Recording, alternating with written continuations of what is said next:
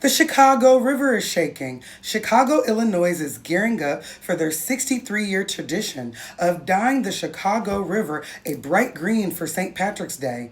Now, there are environmentalists who are not too happy about this, but there's a lot to the story. Let's talk about it. This tradition started in 1962 when Richard J. Daley, the mayor of Chicago at the time, wanted to do a festive piece, probably to honor his Irish heritage, in America, and it implemented into Chicago history by dyeing the river green. Now, people are very weary of the toxins, and they're also worried about the wildlife in the river, but this green dye is said to be vegetable based and completely safe for the wildlife and the river.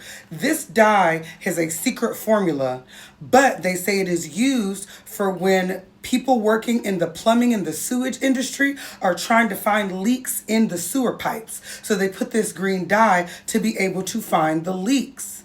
So they used it in water before specifically for that. And, I'm not gonna lie, they're not giving up the formula. They're just saying in the reports that it is vegetable based and harm free. They say it's an orange and blue dye and it comes together like green. Although people have controversy about these hazmat suits. Now, I don't know if it's toxic, but maybe they just don't want to get their skin dyed green. Maybe it takes a million years to get out. But the hazmat suits, people are saying, if it's not good for human skin and they can't just go out there, probably shouldn't put it in the river.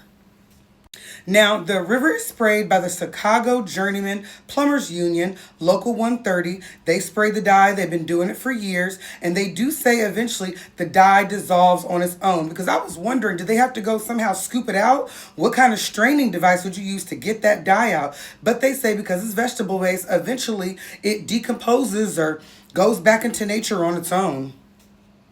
What do you think about this? Is a Chicago tradition? I wonder if Chicagoans love it.